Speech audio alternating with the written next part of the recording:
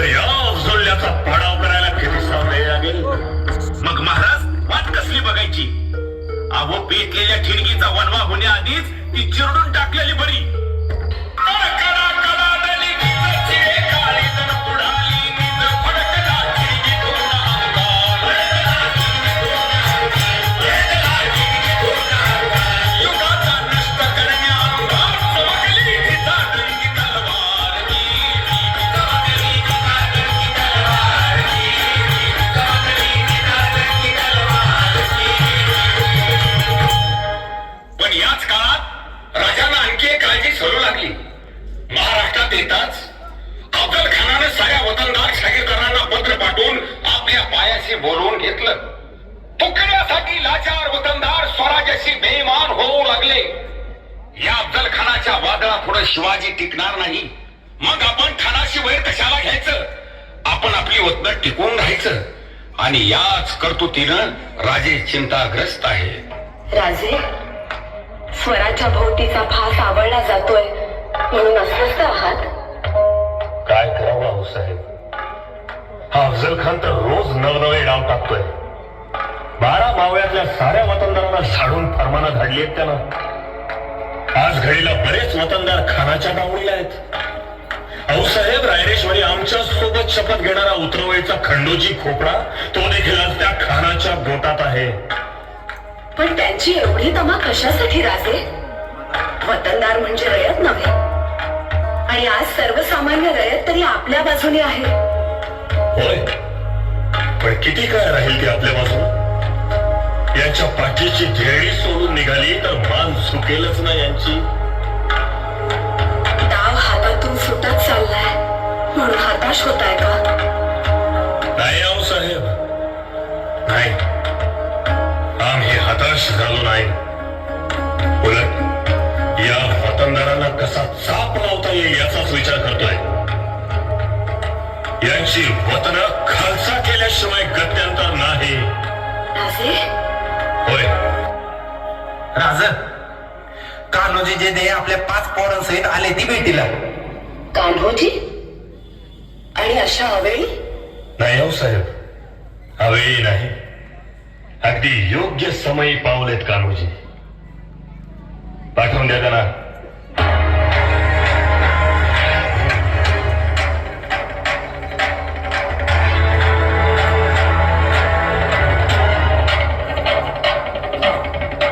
या कान्होजी, 100 वर्ष आयुष्य आहे तुम्हाला.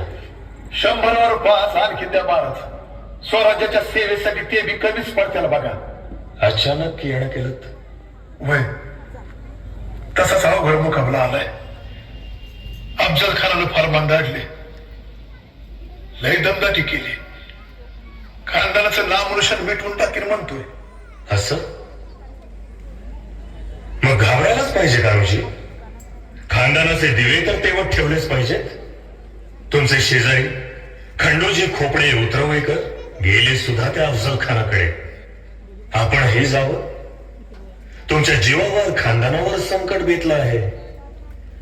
तुमच्या घरादाराचं काय होईल, अहो वतनाचं काय होईल? राज, तुमच्या पायाजवळ खाना द्यायचा नसेल तर कुशाल कांबऱ्याची तलवार काढा आणि आमच्या दरड्यावर फिरवा. आमचं कुलदैवत नागेश्वराचं बेल भंडार उचलून आलोय, माघारी नाही फिरणार. राज, तोच ते विचारलं होतं. सांगा राज, सांगा, घरादारावर, बायका पोरांवर, सगळ्या संसारावर काय ठेवू? तुळशीपत्र कधी खरा? आता हे खरंय की या घडीला आमच्या तिला तुळशीपत्र आहे कधी खरा? राज, तुमच्या चरणाची हार घेऊन सांगतो, या इथं माझ्या घरादारावर, बायका पोरांवर, माझ्या संसारावर पाणी सोडत होते. आमच्या समजायची जिंदगी, आमची वतनं समजा स्वराज्यासाठी अर्पण करत आहे. कान्होजी थांबा. अहो काय करता आहात हे? आम्ही धन्य झालो, खरंच धन्य झालो. कान्होजी, आम्ही आपली परीक्षा घेत होतो. माफी असावी. अरे माफी कसली मागतोस काय करा? तू आमचा राज आहेस. आता फक्त आज्ञा द्या. 12 मावळातलं समजा वतनदार देशमुख आणून उभा करतो की नाही बघा तुमच्या बोल. आता खरंच काळजी मिटली.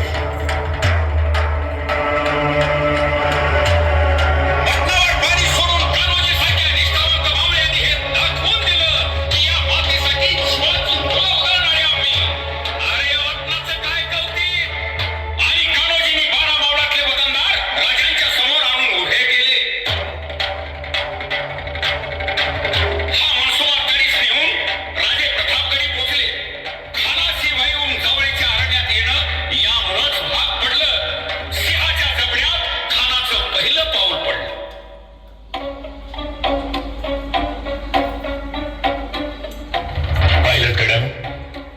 आमचा मनसुबा साफ आहे.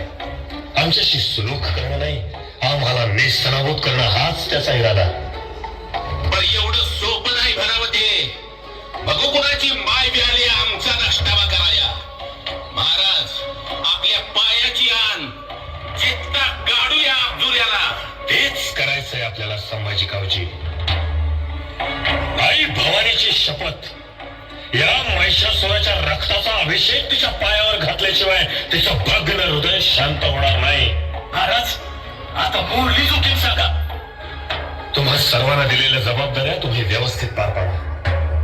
गोपीनाथ पंत, जी राजे, खाना जावळीच्या अरण्यात खेचून आणण्यात आपला वाटा मोठा आहे. आम्ही गडाच्या पायथ्याशी त्याची भेट घेऊ. जावळीहून फक्त 10 अंगरक्षकांसह त्याला तिथे घेऊन या.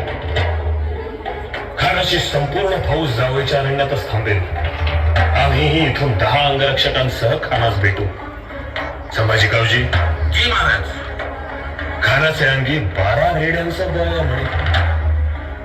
भेटी प्रसंगी तो आम्हास दगा फटका करू पाहिजे. प्रसंगी तो आम्हास आवरेनासा होतोय असं दिसलं तर तुम्ही खानास शिरायचं. तुम्ही काळजीच सोडा महाराज. अहो, भोपळा चिरल्यावानी हुबा आडवा चिरतो त्याला. हा, नसती मगरुली नकोय. तुम्ही खानावर नाही, आमच्यावर लक्ष ठेवून राहायचं. जी महाराज. जेव्हा आज्ञाचं सय्यद बंडा नावाचा आश्रम खानाचा अंगरक्षक आहे. पट्टा चालवण्यात विजेसारखा चपळ म्हणतो. आलं द्याला महाराज. त्या सय्यद भट्टाची फिकीर नका करू. माझ्या धारदार पट्ट्याचं पाणी त्याला नाही चाकायला लावलं तर जीवा मला नाव लावणार नाही. तो भरोसा आहेच आम्हाला. अरे, आमचा एक एक मावळा शेकडो यवनांच्या तोडीचा आहे आणि हाच नतीजा दिसला पाहिजे. आज घडीला नेताजी पालकरांना आम्ही रणतोंडी घाटात सैन्यानिशी सज्ज ठेवलंय. बांदल नाईक आपल्या जमावानिशी जावळीच्या आणि पाराच्या झाडीत दडून राहतील. कान्होजी नाईक आणि बाजी सर्जेराव यांनी पाराच्या वाटा रोखाव्यात. हैबतराव आणि बायाजी नाईक शेळणकरांना आम्ही बोचे घोळीच्या घाटात ठेवलं आहे. आणि खानाशी आम्ही जेव्हा भिडू तेव्हा गडावरून 3 तोफांची इशारत होईल. गडाखाली त्याचं सैन्य बेसावत असेल. तोफांचा आवाज कानी येताच सर्वांनी घाट माथ्यावरून खाली जावळीच्या जंगलात उतरून खानाच्या सैन्याचा कोंडमारा करावा. अवघड लष्कर बुडवावं. इकडे खान आणि तिकडे त्याचं सैन्य एकाच वेळी संपला पाहिजे. महाराज, लई नामेडा भाईयो. आणि तो डाव आपण सफल करायचाच. गड्यानो, क्षणाची ही बेपरवाही सारा डाव उलटू शकते हे लक्षात ठेवा. बाणकोजी, जी महाराज. हा गड आता आम्ही आपल्यावर सोपवतो. खानाचा खात्मा करून आम्ही गडावर परत येऊ तेव्हा आपली जोखीम मोठी असेल. गड सांभाळा. आणि हो, साऱ्यांनीच ऐका. खानाच्या हातून आमचं काही बरं वाईट झालंच तर स्वराज्य राखा. नेताजी पालकरांच्या हाती राज्याची सूत्र द्या. त्यांच्या आज्ञेत राहा आणि आमच्या आऊसाहेबांना आणि शंभूबाईला सांभाळा. महाराज, ही निर्वा देवीची भाषा कशा पाहिजे? निर्वाणीराव नाही, जी वस्तुस्थिती असेल ती आपण सगळ्यांनी स्वीकारली पाहिजे. हे राज्य रयतेचं आहे, कोणा एका राजाचं नाही. मराठ्यांच्या तख्ताला राजा नसेल पण राज्य टिकलं पाहिजे.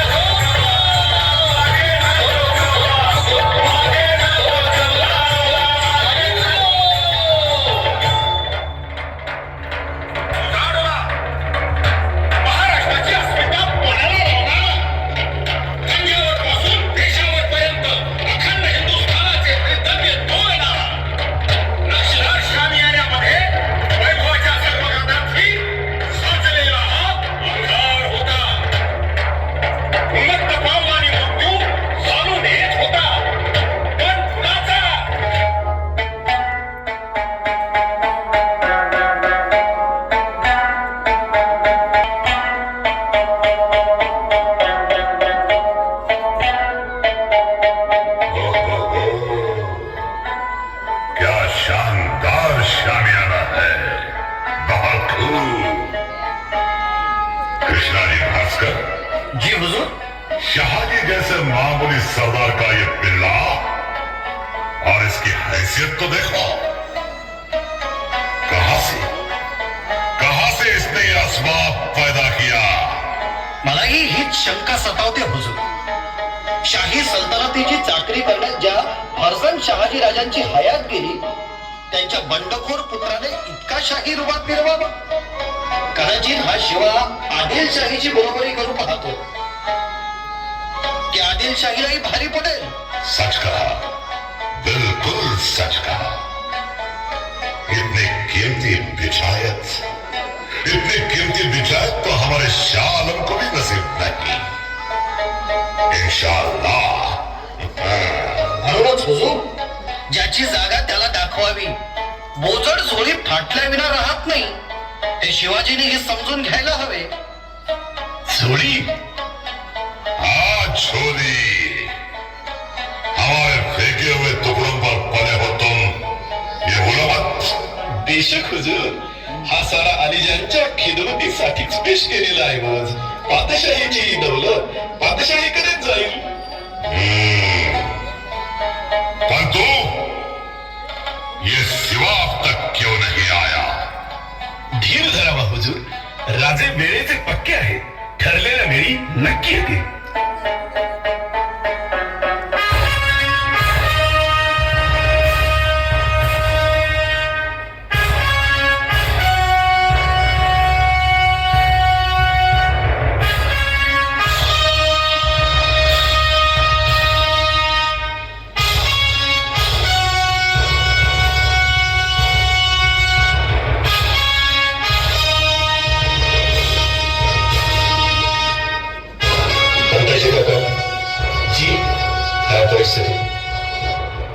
खान अफजल केव्हापासून आपली वाट पाहतोय. खानाजवळ असणारा तो हसन, तोच सय्यद बनला, बरोबर? जी, त्याला शामियानातून बाहेर जायला सांगा. सारे अंगरक्षक शामियानाच्या बाहेर थांबतील. जी राजे.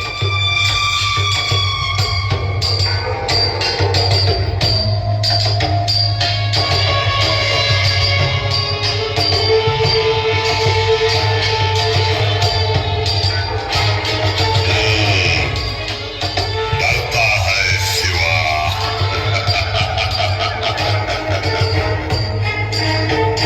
सैयद बंडा,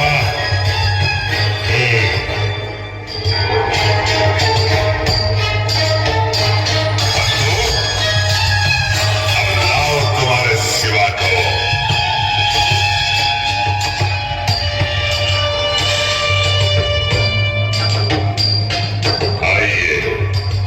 आइए राजा जी, स्वागत है आपका. शुक्रिया. पण खान साहेब, हे तर खरं आम्ही म्हणायला हवं. या क्षणी आपण आमचे मेहमान आहात.